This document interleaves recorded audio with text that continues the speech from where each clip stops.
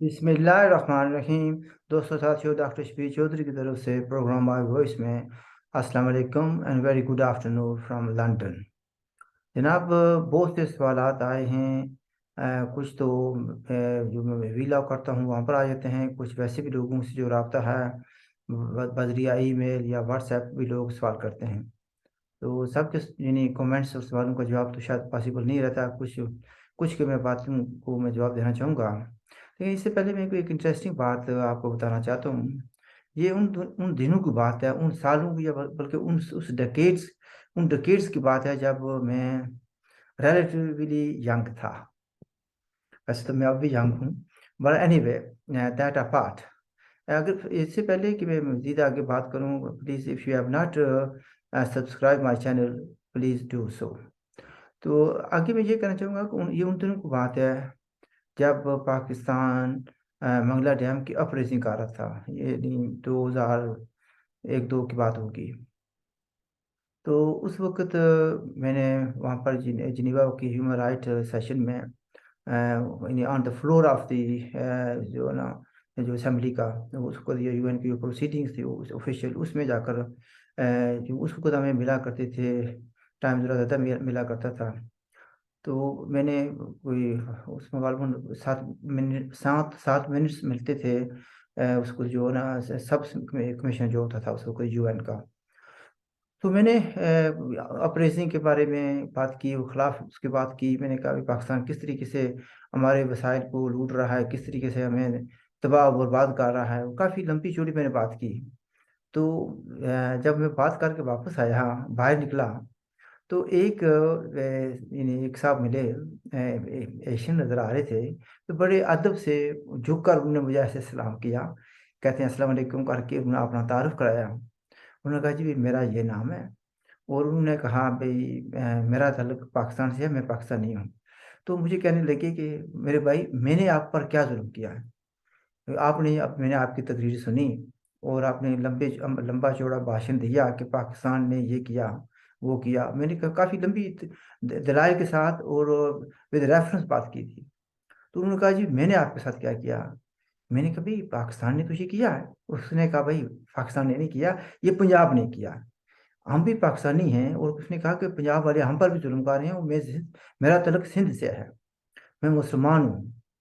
और उन्होंने काफ़ी अच्छे तरीके से बात की। उन्होंने कहा भी हम मजलूम हैं, बजाय इसके कि हम मजलूम इकट्ठे हो जाएं और जालिम के खिलाफ मुकाबला करें, और वो जो लोग जो ओप्रेस कर रहे हैं, हमें इनजस्टिस कर रहे हैं हमारे साथ, उनका मुकाबला करें। हम एक दूसरे को यानी बुरा भला कह रहे हैं और नफरतें फैला रहे हैं। उन्होंने कहा भी जो कल्प्रिट है, मैं कोट कर रहा हूँ, उन्होंने कहा ये कल्प्रिट जो है वो आर्मी एलीट है, जिसका तल्लुक मेजोरिटी जो है पाकिस्तान के सूबा पंजाब से है। तो ये पंजाबी हैं जो लूट मार कर रहे हैं। सिंध का कोई आदमी आपके आज़ाद कश्मीर में जाकर लूट मार नहीं कर रहा। सिंध का कोई आदमी उसके कोल बकोल कोई आदमी जो है ना गिलगित बल्तिस्तान में जाकर लूट मार नहीं कर रहा।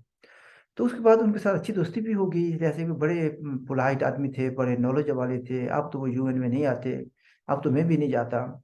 लेकिन उन्होंने काफ़ी अर्से पहले छोड़ दिया था। तो उनकी ये बैकग्राउंड मैंने इसलिए बताया कि जब एक बार हम बैठे हुए थे तो बातें कर रहे थे। बेसिकली उन्होंने स्पीच की थी, तो उसमें उन्होंने कहा था कि साउथ एशिया के अमन के लिए ज़रूरी है कि 4 डीज, यानी डीज का होना ज़रूरी है।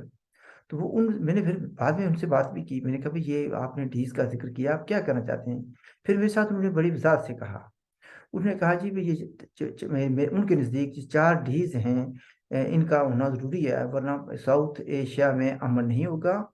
और ये जो कुछ हो रहा है इन 4 डीज की वजह से, उसका असर यानी जहाँ जहाँ भी मुसलमान रह रहे हैं साउथ एशिया के, उन पर भी असर पड़ेगा। तो मैं आपको बताना चाहता हूँ कि वो 4 डीज क्या थे। और उसकी उस बात का अब यानी मैंने उसको ज़्यादा शायद नोटिस नहीं लिया था, मेरी इमेच्योरिटी थी, या मैं सही तरीके से समझ नहीं सका था, या मुझे सही समझ आ नहीं सके थे। तो मैं आपको बताता हूँ कि वो क्या कहा था उन्होंने। तो उन्होंने कहा था कि सबसे बड़ी ज़रूरत है कि dismantling of terrorist infrastructure in Pakistan and areas controlled by Pakistan. तो dismantling of terrorist infrastructure was must उनके नज़दीक। तो उन्होंने साथ कहा कि दूसरा यह है कि dismantling of ISI, یعنی پاکستان کی جو ایلیٹ ایجنسی ہے اس کو ڈسمینٹل کر کے اس کو ریپلیس کرنے کی ضرورت ہے، اس کے رول کو بدلنے کی ضرورت ہے۔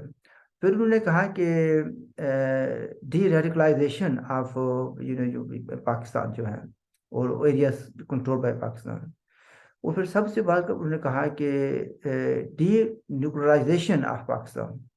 اس نے کہا کہ جب تک یہ چار چیزیں نہیں ہوں گی ساؤتھ ایشیا میں امن نہیں ہوگا، اس لیے کہ نیوکلیر امبریلا کی وجہ سے پاکستان بہت سی چیزیں کر رہا ہے اور gets away with it because of the nuclear arsenal, because of the military strength, because of the missile system which they have۔ تو یہ بات غالباً ہوئی ہوگی ہمارے درمیان تقریباً 2010-12 کے درمیان، 2012 کے لگ بھگ کی بات ہوگی۔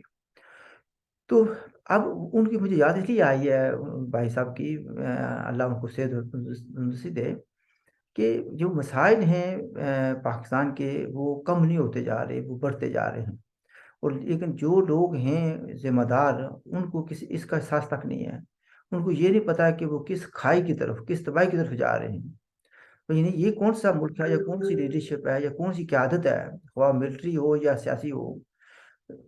33 ملین لوگ بے گھر ہیں، جو لوگ سیلاب کی وجہ سے بے گھر ہوئے ہیں، جن کے پاس کھانے کے لیے کچھ نہیں ہے، اس وقت آٹے روٹی کی بھی مسئلہ بنا ہوا ہے یہ۔ اور کچھ اس میں ایک سوال بھی مجھے آیا ہے کہ یہ آٹے کا مسئلہ کیسا چل رہا ہے اور گندم مل رہی ہے نہیں مل رہی، اسپیشلی ان کا تعلق یہ تھا مسئلہ پاکستانی آکوپائڈ جموں کشمیر میں کیا سچویشن ہے اس لیے میں نے بات کی تھی۔ ہمارے جو پروفیسر اعجاز پراچا صاحب کافی عرصے سے تشریف نہیں لائے، تو میری ان سے بات ہوئی ہے، کل یا پرسوں بات ہوئی ہے، تو وہ کہہ رہے تھے کہ چند دنوں میں ان کے ساتھ اس موضوع پر، کیونکہ ان کی اس پر ریسرچ ہے۔ لیکن ایک بات یہ میں کلیئر کرنا چاہتا ہوں کہ میں جو ان کی ریسرچ ہے وہ میں یہاں پر نہیں بتانا چاہتا، لیکن جو میرا اپنا خیال ہے، جو ان کی اس ریسرچ سے پہلے میرا اپنا خیال تھا وہ یہ تھی، اور ابھی بھی ہے وہ، کہ بہت سا جو ہے نا، آپ کو پتہ ہوگا کہ افغانستان کو جو طالبان کی گورنمنٹ ہے، اس کو کسی ملک نے، دنیا کے کسی ملک نے تسلیم نہیں کیا۔ جو پہلی بار طالبان تھے اس کو ایٹ لیسٹ 3 ملکوں نے تسلیم کیا تھا، ان کو کسی نے بھی تسلیم نہیں کیا۔ لیکن وہ اپنا جیسے کیسے گزارا کر رہے ہیں۔ وہ گزارا کیسے ہو رہا ہے؟ افغانستان لینڈ لاکڈ ہے، ابھی بھی وہاں پر ملٹنٹس آرگنائزیشن کام کر رہی ہیں، تو پھر کیسے چل رہا ہے؟ جو سامان جو ہے نا، یہ جو پاکستان میں اس وقت آرٹیفیشل میں سمجھتا ہوں یہ بحران پیدا کیا گیا ہے آٹے کا اور گندم کا۔ آٹا اور گندم ہے، بہت سا جو ہے نا وہ تو افغانستان میں اسمگل کیا جاتا ہے۔ کیسے کیا جاتا ہے؟ وہ ایریا پاکستان کا جو کہ جس کو KPK کہتے ہیں، جو کہ عمران خان کی پارٹی کا ہے، وہاں پر کنٹرول یا قبضہ 8-9 سال سے وہاں سے ہو رہا ہے۔ اور جو ڈالر کی قلت پیدا کی گئی ہے وہ بھی اسی طریقے سے ہے کہ ڈالر بھی بے تحاشا جو ہیں وہ وہاں پر بیچے جا رہے ہیں، کیونکہ آخرکار جیسے بھی ہے افغانیوں نے لوگوں سے تجارت بھی کرنی ہے اور پیسہ بھی ان کو ضرورت ہے، خاص طور پر ڈالر کی ضرورت ہے، ان کو اسٹرلنگ کی ضرورت ہے۔ اگر ان کے جو بینک اکاؤنٹس ہیں وہ بھی فروزن ہیں، اور تو انہوں نے کسی نہ کسی طریقے سے گزارا کرنا ہے۔ وہ گزارا جو ہے نا، پھر اصل میں یہ بات میں اس لیے کر رہا ہوں کہ مجھے پوچھا گیا تھا یہ بھی ہے کہ طالبان خان کیوں کہا جاتا ہے، یا طالبان خان عمران کو وہ OTTP کے ساتھ اس کا کیا تعلق ہے؟ وہ کہتے ہیں کہ ویسے اس میں کہا جاتا ہے کہ انگریزی میں کہا جاتا ہے کہ ان کا وہی ریلیشن شپ ہے جو اینڈ اور گلو کا ہوتا ہے۔ جب آپ گلو کہتے ہیں لگاتے ہیں تو اینڈ کہاں جاتا ہے؟ گلو کے اندر چلا جاتا ہے، ان کا رشتہ بڑا مضبوط ہوتا ہے۔ اسی طریقے سے عمران خان کا اور طالبان کا رشتہ بڑا مضبوط ہے۔ پاکستان کا اور اسٹیبلشمنٹ کا رابطہ بھی کافی حد تک مضبوط، بہت زیادہ مضبوط تھا، اب بھی تعلق واسطہ ہے ان کا۔ عمران کا اور انٹرنیشنل اسٹیبلشمنٹ کا بھی رابطہ ہے۔ عمران کا اور انڈیویجول کچھ ممالک کا بھی بڑا مضبوط رابطہ ہے اور لنک ہے، رشتہ ہے۔ تو یہ بہت سے یہ رشتے ہیں جس کی وجہ سے پاکستان ڈی اسٹیبلائز ہو رہا ہے، وہ مشکلات بڑھ رہی ہیں۔ مثلا جب عمران خان وزیر اعظم تھا تو اس وقت زکوٰۃ کا سامان ہے وہ بھی اٹھا کر لے آیا تھا سعودی عرب سے، وہ UAE سے قربانی کا گوشت بھی لے کر آ گیا تھا، چاول سے وہ بھی چیزیں لے کر آ گیا تھا۔ اس وقت یہ بیک نہیں تھی، لیکن اب جو جنیوا میں انٹرنیشنل کمیونٹی نے پیسے دیے ہیں، مدد کے وعدہ کیا ہے کہ وہ سیلاب زدگان کی مدد کریں گے، تو وہ کہتے ہیں جی یہ بیک آ رہی ہے۔ تو عمران بہت سے مسائل جو ہیں وہ عمران خان کے پیدا کرتے ہیں. وہ جو فصل اس نے بوئی تھی وہ موجودہ حکومت کو کاٹنی پڑ رہی ہے, اور they are struggling and having serious problems. جہاں تک یہ تعلق ہے کہ عمران خان اگر ہوتے, سوال یہ بھی تھا اگر ہوتی تو کیا ہوتا. اگر وہ ہوتے تو حالات مزید خراب ہوتے, ملیٹنسی مزید بڑھتی. کیونکہ عمران خان تو وہ آدمی ہے جو جن کے لیے ان کے پاس سافٹ کارنر ہے. عمران خان وہ آدمی ہے جن کو نامنیٹ کیا تھا طالبان نے مذاکرات کے لیے. ظاہر ہے کہ اسی آدمی کو نامنیٹ کیا جاتا ہے جو اپنا ہو اور اس قابل ہو کہ وہ جنہوں نے نامنیٹ کیا ان کے مفادات کا تحفظ کر سکے. عمران خان وہ آدمی ہے جو کہتا تھا کہ ان کا تحفظ کھلنا چاہیے اور ان سے بات چیت کرنی چاہیے وغیرہ وغیرہ. تو پھر یہ بھی دیکھ رہے ہیں کہ ماضی میں کوئی سیاسی جماعت ایسی نہیں تھی جس کے لیڈروں کو مارا نہیں گیا, یا جس کے لیڈروں کے جلسوں میں یعنی دھماکے نہیں ہوئے. ایک لیڈر ایسا تھا جس کے کبھی دھماکے نہیں ہوئے تھے, وہ عمران خان تھا. اور اس سلسلے میں پروفیسر اعجاز پراچا صاحب ایک واقعہ سناتے ہیں کہ ان کے قریب کا ایک آدمی تھا جو عمران خان کے جلسے میں جانا چاہتا تھا اور گھر والے اس کو اجازت نہیں دے رہے تھے. تو وہ کچھ شدائی تھا عمران خان کا, اس نے کہا جی میں نے جانا. تو انہوں نے کہا نہیں جاتے بیٹا, نہیں جاتے اس لیے کہ دھماکے ہوتے ہیں جلسوں میں. تو اس نے کہا امی آپ یہ کیا کہہ رہی ہیں, دھماکے ہوتے ہیں وہ تو دوسری جماعتوں کے جلسوں میں ہوتے ہیں, عمران خان کے جلسے میں کبھی دھماکہ نہیں ہوا, تو یہ جلسہ عمران خان کا میں جاؤں گا. اس بچے کو بھی پتا تھا کہ عمران خان اور طالبان کا کوئی لنک ہے, اور یہ تو اسٹیبلش بات ہے نا, اس پر مزید بات کرنے کی ضرورت نہیں ہے. عمران خان جو ہے نا اس وقت وزیر اعظم نہیں ہے, لیکن ہی از کالنگ دا شاٹس.